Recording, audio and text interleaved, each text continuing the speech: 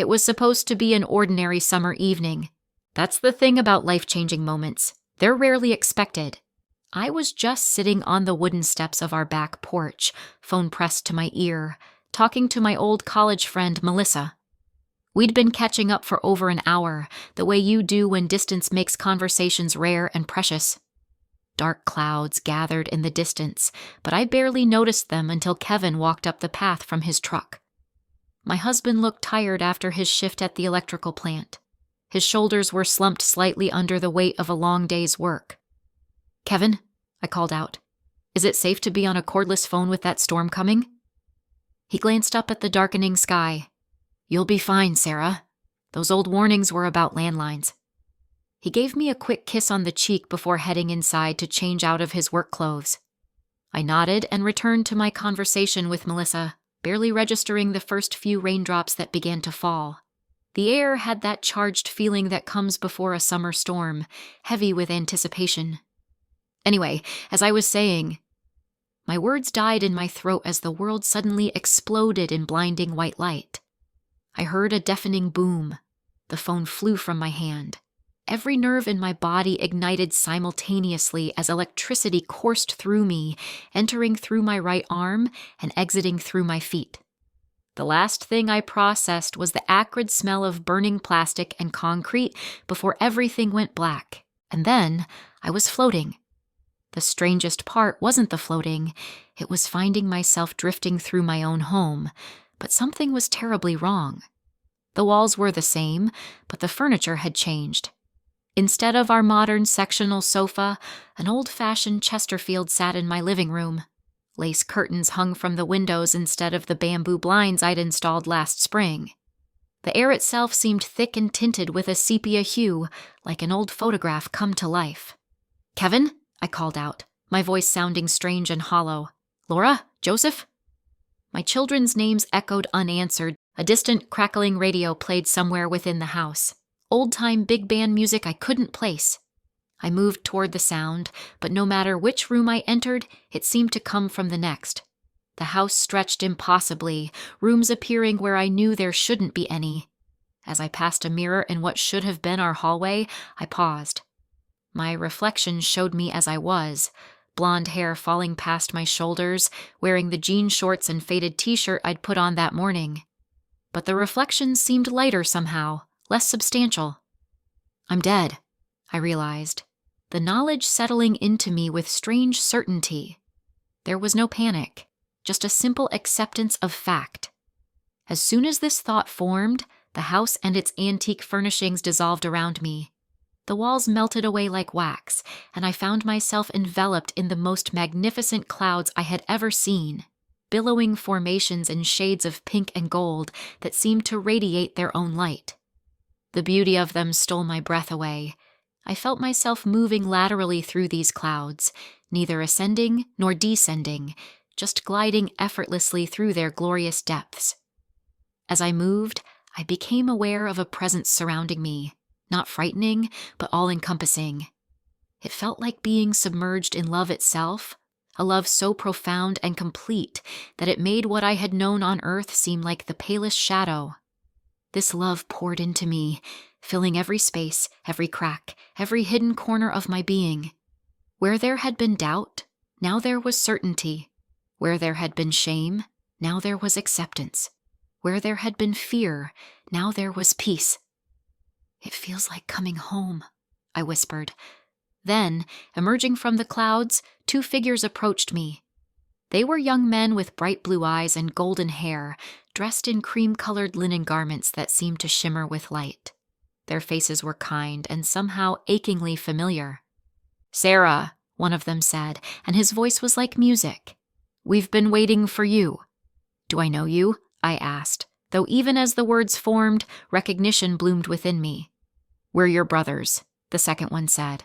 "I'm David, and this is Thomas." My mother had lost 2 boys before I turned 3, one stillborn, one miscarried. They had been just abstract concepts to me, tragic events from before my conscious memory. But now they stood before me as men, radiant with joy. "How is this possible?" I asked. Thomas smiled. "Here, all things are possible. Age has no meaning. We've watched over you your whole life." They each took one of my hands, and I felt a surge of connection, of family bonds transcending the boundaries of life and death. Without speaking, they led me forward, out of the clouds, and into a garden unlike any I had ever seen. The garden sprawled before us, riotous with flowers whose colors hummed with an intensity that made earthly blooms seem like pale imitations. Trees with silver-green leaves whispered secrets in a language just beyond comprehension. The grass beneath my feet felt cool and welcoming, each blade distinct yet part of a perfect whole. "Everything feels so alive," I marveled. "Everything is alive," David corrected gently. "Even what you thought was inanimate on Earth has life and purpose here." As we walked, I noticed that each element of the garden produced its own sound. The flowers sang high, clear notes. The trees provided a deep, resonant bass. The rocks thrummed with steady percussion. Even the light itself seemed to shimmer with audible harmony. Together, they created a symphony of indescribable beauty. "Listen," Thomas urged. And I did listen, understanding dawning that this music was worship. Every created thing giving glory to its creator through its very existence. The realization made my own heart swell with gratitude and joy, adding my own silent note to the chorus. As we moved deeper into the garden, I became aware of a city in the distance, its spires and domes gleaming with golden light. People moved throughout the garden and near the city's edges, some alone in contemplation, others in joyful groups. "Is that heaven?" I asked, gesturing toward the city. David smiled. "This is all heaven. The garden, the city, and beyond. Your home, Sarah." This knowledge brought no fear, only a deepening sense of rightness. Of course. This was where I had been headed all along. "What happens now?" I asked. "Now," said a new voice behind me. "You remember who you are." I turned and found myself facing a man with shoulder-length dark curly hair and a neatly trimmed beard. His eyes were the blue of a perfect summer sky, filled with boundless love and good humor. I knew immediately, with absolute certainty, who stood before me. "God," I whispered. He smiled. "Walk with me, Sarah." My brothers released my hands, nodding encouragingly as God offered his arm. I took it, feeling both enormously honored and completely at ease, as if I were walking with an old friend. We strolled through a wooded section of the garden where sunlight filtered through ancient oaks and tall pines, creating patterns of gold on the forest floor.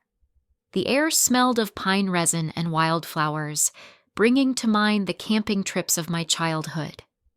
God led me to a fallen log beside a crystal blue stream. "Shall we sit for a while?" he asked. I nodded, suddenly speechless in the presence of my Creator. We sat side by side, listening to the water's music as it danced over smooth stones. "Before we talk about anything else," God said gently, "there's something you need to see." With a gesture, he created what looked like a shimmering screen of light above the water. On it, I saw my life unfold from beginning to end. Every moment, every choice, every word spoken in kindness or anger. I saw myself as a child, a teenager, a young mother to Laura and Joseph. Saw my triumphs and my failures, my generosity and my selfishness. Yet as I watched, I felt no judgment from the being beside me, only unwavering love. I realized with startling clarity that I was judging myself more harshly than God ever would. When the images faded, God turned to me.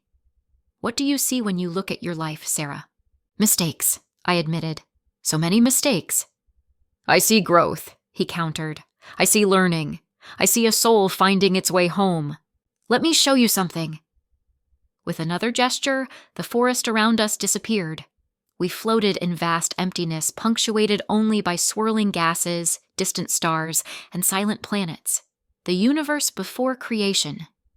"This is what was before I spoke everything into being," God said. "Beautiful, but incomplete. I created the cosmos for connection, Sarah. I created you for connection." We returned to the log by the stream, the transition instantaneous. "Now," God said, "look at that oak tree and tell me what you see." I studied the massive tree before us, its rough bark, its spreading branches, its thousands of leaves moving in the gentle breeze. "I see," I began, then paused as understanding dawned. "I see parts making a whole. I see how everything connects." "And who made the tree?" God prompted. "You, I say." "And am I in the tree?" The question seemed strange, yet I understood. "Yes, you're in everything you've created." "So when you look at the tree, I see you," I answered, the truth of it resonating through me. "Yes," God said warmly. "And when you look at the people you love, Kevin, your children, I see you in them too. And the people who have hurt you?" I hesitated, then nodded slowly. "You're in them as well." God smiled. "Now, when you look at yourself, what do you see?" I had never considered this question before. Looking down at my hands, I felt a lifetime of insecurity and self-criticism well up inside me. But then, surrounded by God's love, the answer came with startling clarity. "You made me," I said softly. "So when I look at myself, you see me," God finished, his smile radiant. The revelation filled me with joy so intense it seemed to lift me off the log. I had spent my life seeking approval, acceptance, love, never realizing that I had carried within me the very presence of God all along. God then led me to a serene lake at the edge of the garden, where 2 female figures were waiting for us. They were tall and elegant, dressed in flowing gowns that shifted colors like opals in the light. Though they had human forms, I sensed they were not human at all. "These are my messengers," God explained. "They have something to show you." The angels gestured toward the lake, and its surface became like a mirror, then like a window, showing scenes from Earth. Not the past, but the future. I watched in wonder as events unfolded. Natural disasters, political upheavals, technological changes. I saw great suffering, but also great courage. Terrible destruction, but also remarkable rebuilding. I witnessed massive waves crushing shorelines in Japan and Indonesia. I saw earthquakes tearing through cities. I watched as financial systems collapsed. I saw governments toppling amid riots in streets, buildings burning while people threw objects through storefront windows. "Why show me these things?" I asked. "The knowledge returns with you," one angel said, her voice like chimes in the wind. "Not as prophecy, but as preparation." I frowned. "Returns? Am I going back?" The angels exchanged glances. "Your time here is brief," the second one said. "You must return as you have more to do." "Wait," I pleaded, turning back to God. "I don't want to leave. Everything makes sense here. Everything is perfect." God took my hands in his. "You will come back, Sarah. This is your true home, and nothing can separate you from my love. But your journey isn't complete. There are souls who need what you've learned here." Before I could protest, the visions faded, and I felt a strange pulling sensation, as if a cord attached to my waist was being gently but insistently tugged. "But I'll forget," I said, feeling the pulling grow stronger. "How can I remember all this?" "Your mind may forget," God said, "but your soul will remember. And in quiet moments, when you listen closely, you'll hear the music again." He kissed my forehead, and I felt myself falling backward, away from the garden, away from the light. The clouds that had welcomed me now rushed past as I descended, their glory dimming with each passing moment. "I'll be waiting," I heard God's voice promise as darkness enveloped me. Pain returned first. Searing, all-consuming pain that seemed to have replaced my blood with liquid fire. I gasped, my lungs burning as they filled with rain-soaked air. My body felt impossibly heavy, pinned to the concrete steps where I had been sitting an eternity ago. Nearby lay my phone, blackened and melted. The concrete steps showed char marks where my feet and body had been. In the distance, I heard the wail of sirens approaching. "Oh God, Sarah!" Kevin's voice called frantically from the doorway. His footsteps pounded across the porch, and then his hands were on me, checking for a pulse, cradling my head. "Stay with me," he begged. "Help is coming. Stay with me." I wanted to tell him everything about the clouds and the garden, about my brothers and the angels, about God sitting beside me on a log by a stream. I wanted to explain how every person carried a spark of the divine, how everything in creation sang praise with its very existence. I wanted to tell him how I saw God in him, in Laura and Joseph, in everything around us. But my thoughts were fragmenting, memories of my journey already fading like dreams upon waking.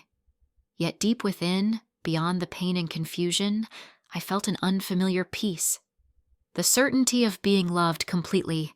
The knowledge that no matter what happened now, I had glimpsed my true home and would find my way back again someday.